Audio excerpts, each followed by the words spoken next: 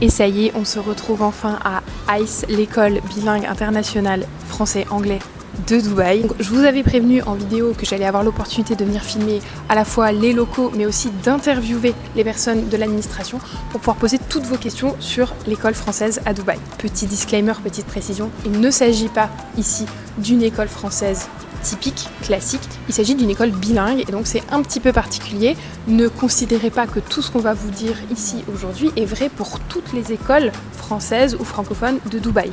Ce qu'on va vous dire aujourd'hui est vrai pour ICE et c'est déjà pas mal. En tout cas, c'est eux aujourd'hui qui ont accepté de me recevoir pour que je puisse filmer, les interviewer. Et comme vous avez posé des questions super intéressantes, vous allez voir qu'on a déjà tout un éventail de réponses très très intéressants. Et puis surtout, je vais pouvoir vous montrer les locaux qui sont, pour quelqu'un qui a été scolarisé en France au fin fond du Loiret, assez extraordinaire. Et merci beaucoup de me recevoir ici à ICE, donc à l'école française bilingue et comme on en parlait juste avant, surtout internationale.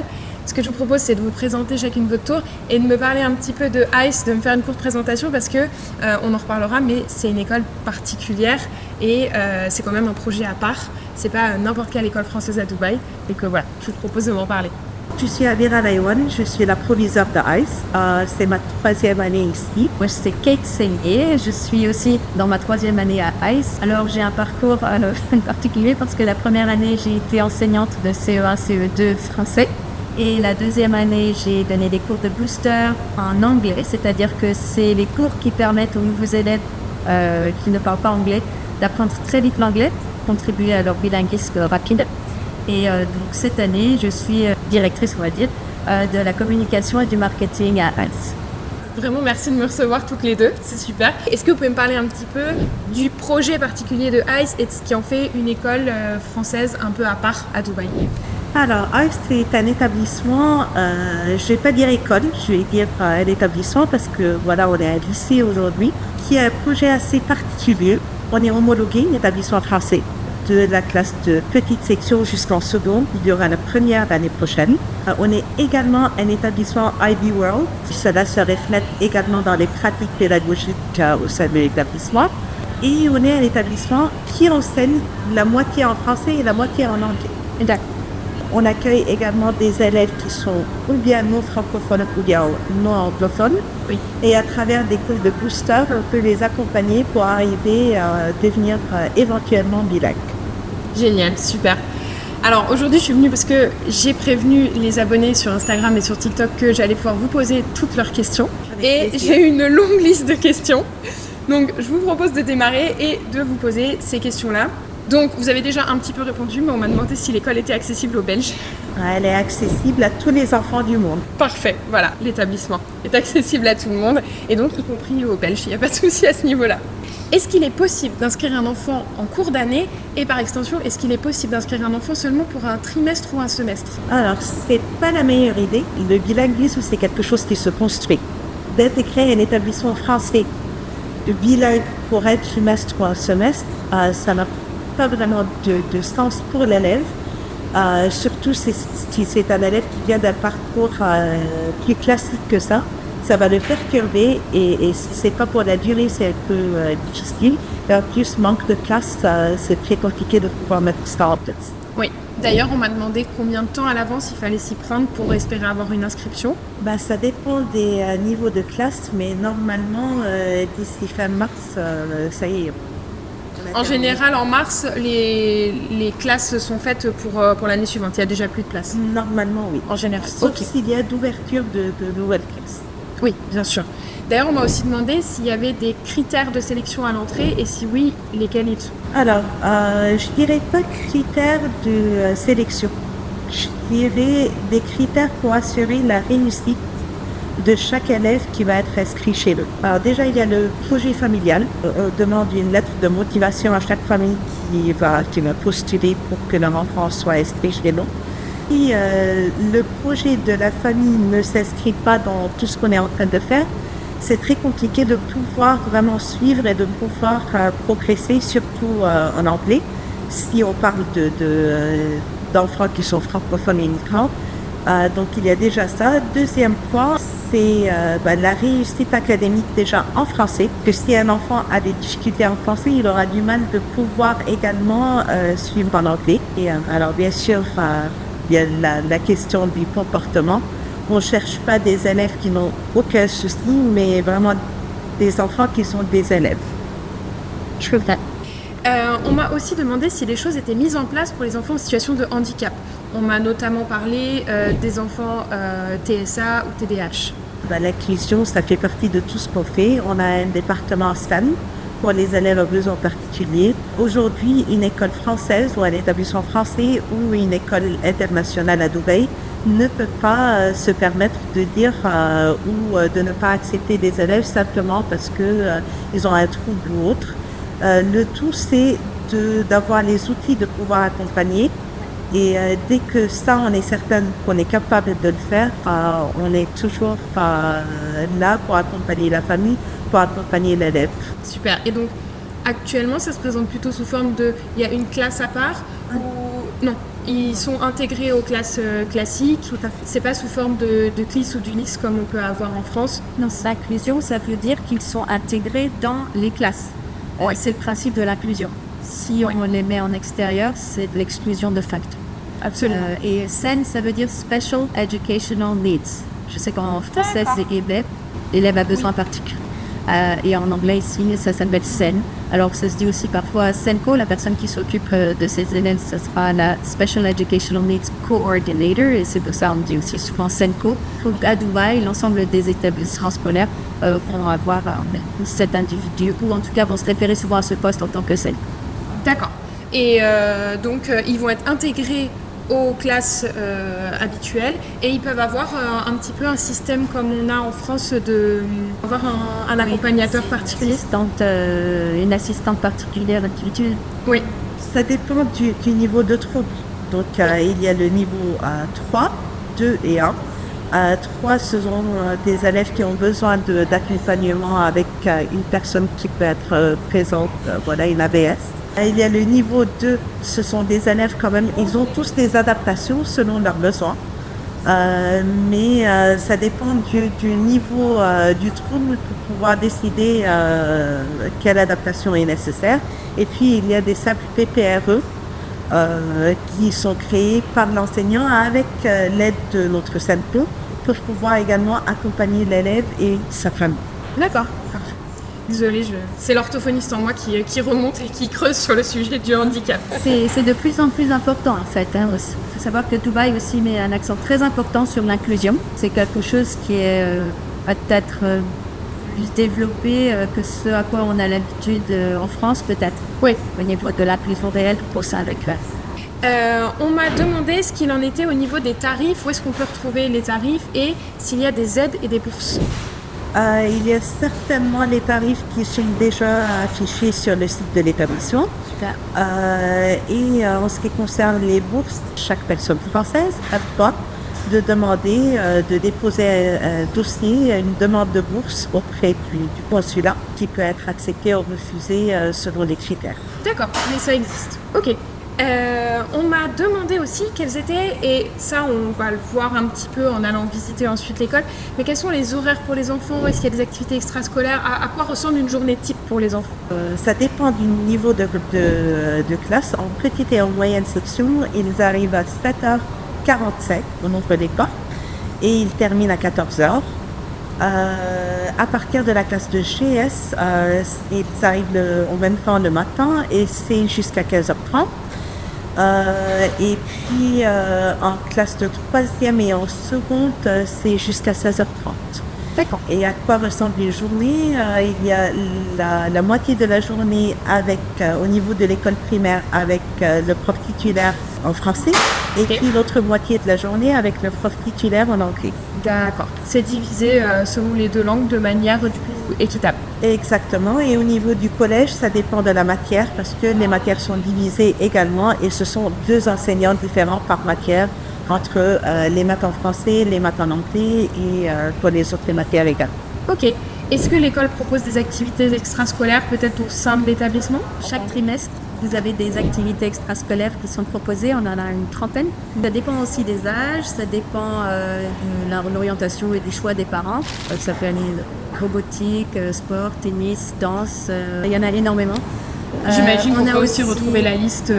Ah oui, alors la liste, elle est aussi disponible sur le site. Et puis, chaque trimestre, de toute façon, on envoie la liste aux parents, à tous les parents. Et à ce moment-là, ils peuvent choisir ce à quoi ils veulent s'inscrire. Il y a même un club VR, Virtual Reality. Oui. Donc, c'est très, très varié, en fait. Et ce qu'on fait souvent, c'est qu'en fait, on voit bien la demande des parents. Parce que cet établissement est très en contact avec la clientèle, on va dire, ou en tout cas les parents. C'est-à-dire que ce qui est important pour nous, c'est que tout le monde retrouve ce qu'il cherche. Et donc, au niveau de l'offre des activités parascolaires, on écoute aussi ce qu'ils ont envie de faire et ça peut donner lieu à des choses nouvelles d'une année sur l'autre en plus. D'accord.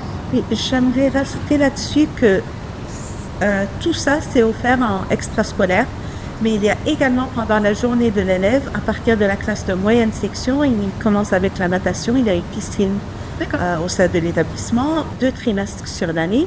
Le tennis qu'on voit juste en bas derrière voit très nous. bien. À partir de la classe de CP, un trimestre par année scolaire. Et puis il y a la réalité virtuelle à partir de la classe de CM1 qui est intégrée également. Les cours de robotique qui sont intégrés avec un prof spécialisé qui travaille en parallèle avec l'enseignant titulaire de la classe. D'accord. Et donc en fait, ça veut dire que les enfants peuvent apprendre à nager ici.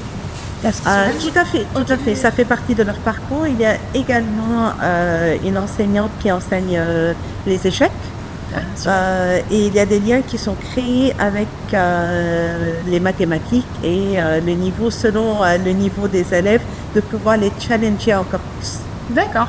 Et donc toutes ces activités-là, elles vont avoir lieu l'après-midi à partir de l'heure à laquelle ils terminent. Ça, c'est pendant la journée. Ça, c'est pendant la journée. Intégré dans l'emploi du temps de l'élève. Super. Alors, on m'a aussi demandé quel était le pourcentage d'élèves français, sachant qu'il y a énormément de nationalités ici à Ice et vous avez des enfants de partout dans le monde. On a 43 nationalités différentes. Aujourd'hui, on est à 54% de Français. Beaucoup de familles aussi qui sont biculturelles ou binationales. Oui, ça double du coup à chaque fois. Exactement. On m'a aussi posé des questions concernant les diplômes. Quels sont les diplômes obtenus? Est-ce qu'ils sont reconnus en France? Quel est le niveau des élèves? Est-ce que le programme est le même? On m'a posé pas mal de questions comme ça sur le programme académique. Donc le curriculum, c'est le curriculum français, mais bien sûr avec des compléments de systèmes différents, ce qu'on appelle best practices. Donc je prends l'exemple de la classe de 3e et seconde. Nos élèves en 3e, l'année dernière, c'était la première année où on avait des 3e qui ont présenté le DNB, le brevet, avec 100% de réussite et 100% de mention. Et en 3e seconde, les élèves se préparent également pour le IGCSE, ce qui est le diplôme national britannique, l'équivalent du DNB en Angleterre. Pour des élèves, c'est un programme de 2 ans. En anglais et en mathématiques, il y a quelques élèves qui ont choisi la physique également pour pouvoir le présenter. Donc ça confirme le bilinguisme et ça confirme ce qu'on a toujours dit à nos parents. Les élèves, ils sont complètement capables de transférer une compétence d'une langue à l'autre et les connaissances d'une langue à l'autre. Et on voit la réussite à partir même de la maternelle où un enfant qui apprend à lire en GS, en français, quand on fait le transfert, il ne va pas apprendre une deuxième fois en classe de CP à lire en anglais.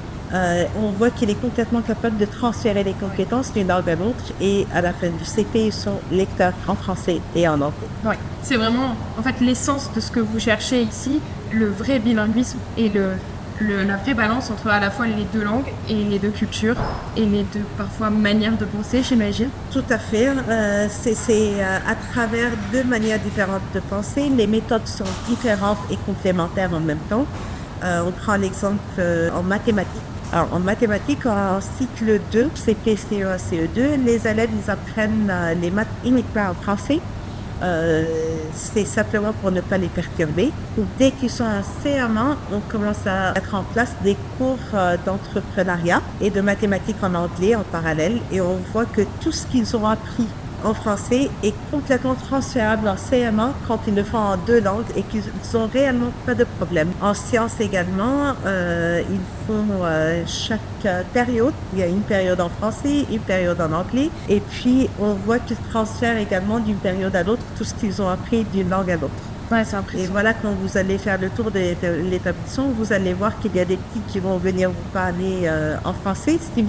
Si vous parlez avec eux en français, ou bien en anglais, si vous parlez avec eux en anglais. Ouais. On m'a ensuite demandé combien d'heures par semaine sont consacrées à l'étude des langues en dehors du français et de l'anglais, et s'il y en a, quelles sont ces langues? Alors, on ne parle pas du français et de l'anglais, on parle de l'arabe là.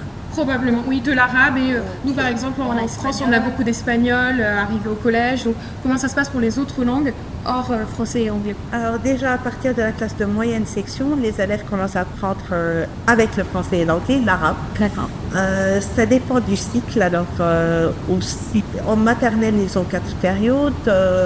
Au cycle 2, ils ont 6. Et ça dépend s'ils sont natifs ou pas, parce qu'il y a arabe langue maternelle et arabe langue étrangère. Et puis, ça commence à être un peu moins au niveau du cycle 3 et cycle 4. Et puis, au niveau du cycle 4, en 5e, on introduit l'espagnol également. D'accord. Avec la possibilité peut-être d'ajouter l'allemand l'année prochaine. Ok. Voilà, c'est pas sûr encore, mais voilà, vous êtes la première à le savoir. On a une exclue. Les heures de LV en espagnol et puis peut-être en allemand, on respecte les horaires du programme français.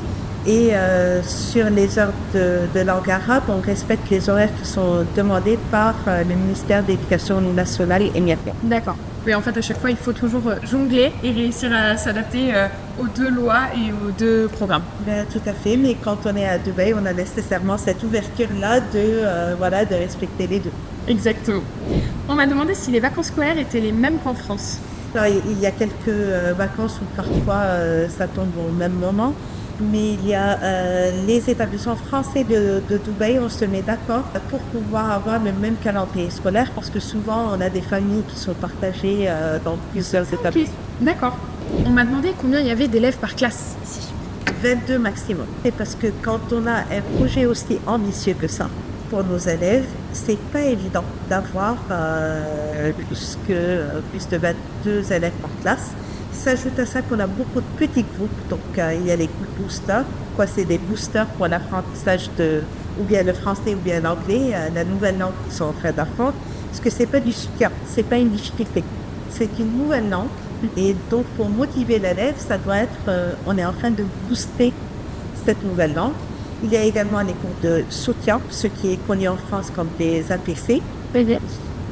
Et puis, il y a également des cours de challenge. Un élève qui dépasse la différenciation et qui a besoin d'un niveau supérieur au niveau de la classe peut être sorti pendant un certain moment pour pouvoir être challengé encore plus loin que ce qu'on va en classe. Ah, ça c'est hyper intéressant. C'est vrai que pour avoir été un petit peu dans le système scolaire et dans le système de soins en France, on parle énormément des enfants en difficulté à qui on donne de l'attention et heureusement c'est hyper important. Mais c'est vrai que j'ai encore jamais entendu parler d'un système où on peut nourrir finalement la curiosité et les besoins d'un enfant qui serait un petit peu en avance ou qui aurait besoin de plus. Ouais, ça c'est vraiment chouette. Tout à fait. L'objectif d'un établissement scolaire, c'est de ne pas ennuyer un élève et puis un élève qui trouve que c'est trop facile pour lui, il faut le challenger. Pour nous, c'est assez évident et c'est l'une des particularités de ICE. Surtout que s'il s'ennuie, on peut vite se retrouver avec un enfant qui en a marre et qui le fait savoir et qui vous retourne un peu la classe. Donc exactement, et c'est souvent le cas si un élève s'ennuie, c'est là où on peut commencer à avoir un problème de comportement. Ouais. C'est vrai. Il me reste 2 questions qui étaient un petit peu plus d'ordre psychologique. Notamment, on m'a demandé quelles difficultés d'intégration un enfant pouvait rencontrer en arrivant dans une école bilingue ici dans un nouveau pays et comment l'aider au mieux dans ce cas-là. Chacun arrive ici avec ses connaissances et sa culture et son histoire. Et du fait qu'on ait autant de nationalités mélangées, les élèves se rendent vite compte qu'une classe est très hétérogène au niveau des approches, des façons de penser. Et donc, de facto, ils se sentent tous identiques dans le fait qu'ils sont tous différents, en fait. Oui. Donc ils apprennent à se faire des amis différents et par conséquent la différence n'est plus du tout source d'activité ou de problème. La différence devient la norme et ça permet de développer ce savoir-vivre. Et En fait, ça dénoue nos tensions éventuellement de se sentir un peu différent. C'est très très rapidement effacé. Mais c'est vrai que la famille doit soutenir aussi à la maison, c'est-à-dire que d'encourager d'aller vers l'autre, d'accepter la différence, accepter, ça peut être dans n'importe quoi en fait, la nourriture, les jeux, les références, mais l'humour aussi. Oui. Donc tout ça, si à la maison c'est accueilli avec les bras ouverts, malgré tout, ça se fait assez naturellement, je peux dire. Et d'ailleurs, on m'a posé une dernière question. On m'a demandé comment les sujets d'ordre politique, religieux et philosophique étaient traités, dans la mesure où effectivement, du coup, il y a plein de nationalités, on jongle entre deux cultures. Donc comment ces sujets-là sont abordés au sein de l'établissement? Déjà, cette ouverture vers l'autre, c'est la norme. Notre force, c'est cette ouverture d'accueillir tout le monde. Et il y a le terme anglais qui décrit, je pense, au mieux, to embrace differences. Et de dire d'embrasser les différences, c'est pas la même chose. Le terme anglais, il y a beaucoup de nuances dans ce terme-là. Et je pense que ça reflète réellement l'identité et la philosophie de ICE. À ICE, on ne vit pas uniquement, c'est pas le vivre ensemble, c'est le bien vivre. Et on le voit tous les jours. Et quand vous allez visiter nos locaux et voir nos enfants, vous allez voir des enfants qui sont heureux et qui sont heureux d'être ensemble et qui voient réellement que nos différences sont notre réelle. C'était très bien que ce soit la dernière question parce que ça fait une très bonne conclusion. C'est parfait. Merci à vous en tout cas. Vous m'avez proposé qu'on puisse aller voir un petit peu les locaux. Avec grand plaisir. Et puis visiter un petit peu l'établissement. Donc voilà, j'ai hâte de voir. Avec grand plaisir. Welcome to ICE. Merci beaucoup. Donc là, c'est leur Cours de récréation là pour la primaire en fait, jusqu'au CE2. Et puis derrière ce mur, on va voir, il y a un jardin botanique. Je dis jardin botanique parce qu'en fait, ils vont tester, ils vont planter. Vous voyez, il y a des petits pots là-bas. Ils D'accord. un petit peu, même ils font leurs propres expérimentations. On décore toujours en fonction des événements qui se passent. Donc là, il y a Ramadan. Avant, il y avait International Day. Donc c'est là où toutes les nationalités, alors pas toutes, mais on demande aux parents s'ils veulent tenir leur propre stand et ils montrent tout ce qu'ils ont choisi relatif de leur culture. C'était chouette ça, ils avaient avec les stands tout décorés, c'était vraiment très sympa. C'était sympa. Ok, j'ai trouvé mon projet scolaire préféré. Il y a un mur de chameaux chez les petites sections. Et il y en a des incroyables. Je suis désolée, mais ce chameau-là est parfait. Et ça, c'est mon chameau totem. Il est extraordinaire. Là, il y a un projet en anglais et juste à côté, c'est un projet en français. En anglais, c'est ici, ce côté-là. Le livre en anglais. Ouais. Et le livre en français, c'est tout au fond. Et au fond, à droite, c'est en arabe. Et ensuite en arabe. Il y a les trois langues au sein de la même bibliothèque. Voilà. Et la carte du monde, voilà, c'est vraiment bien représentatif. Oui. Alors à nouveau, mon cœur d'orthophoniste. On est chez les CM2 et qui, pour la semaine sur du coup les 10, ont fait un projet des 10 célèbres et qui en fait en ont fait à chaque fois un portrait et avec un petit texte sur les personnes et le trouble 10 duquel ils pouvaient être atteints. Et juste derrière, j'aime trop, il y a un tableau d'expression et d'écriture libre sur le mur pour que les élèves puissent écrire ou dessiner ce qu'ils veulent. Est-ce que c'est pas trop bien? Du coup, pour bien comprendre, au niveau des repas, donc il y a un restaurant ici où les enfants peuvent, les repas sont préparés. Ils peuvent manger à la pause de midi. C'est comment c'est compris? Ou ils peuvent prendre ou pas prendre ou... Alors ils s'inscrivent en fait. Ok. C'est au choix. Donc soit ils amènent un plat de la maison, Ouais. soit ils se souscrivent au service de la cantine. Ok. Et à ce moment-là, il y a une application exprès. D'accord, On paye par ok. l'application, pose toutes leurs questions par l'application. Et ensuite c'est servi ici. Donc ça c'est le deuxième restaurant. Il y a un premier restaurant D'accord, ouais. dans la première. Parce que les plus grands finissent, comme on a dit, aux alentours de 16h30, donc ils doivent manger là le midi. Ah oui, mais tous de toute façon. Hein, il y a Tous mangent. Tous Oui. mangent à l'établissement. Oui. Donc ça veut dire que c'est soit un plat de la maison, soit un plat de la cantine. Oui. De toute façon, il y a... Ok. Et voilà pour la vidéo d'aujourd'hui. J'espère que ça vous a plu. J'espère que vous avez aimé autant que moi découvrir les locaux de cet établissement international à Dubaï, que ça vous a donné envie peut-être. En tout cas, moi j'ai très envie de faire des enfants pour les mettre à l'école immédiatement ici. Voilà, c'est mon nouvel objectif. Je me donne 9 mois minimum évidemment, mais là je pense que l'année prochaine on est bon, mes enfants sont ici. J'espère que j'ai pu répondre à toutes vos questions. En tout cas, on a essayé de répondre à toutes celles qui ont été posées en commentaire. Si vous en avez d'autres, mettez-les moi ici. Et puis surtout, n'hésitez pas à aller vous renseigner directement sur le site internet internet de ICE que je vous mets en description et aussi sur leurs réseaux sociaux. Ils sont relativement actifs et ils pourront répondre à toutes vos questions ou besoins. En tout cas, je vous remercie de m'avoir accompagné aujourd'hui. Je vous dis à très bientôt pour une nouvelle vidéo et surtout à bientôt à Dubaï.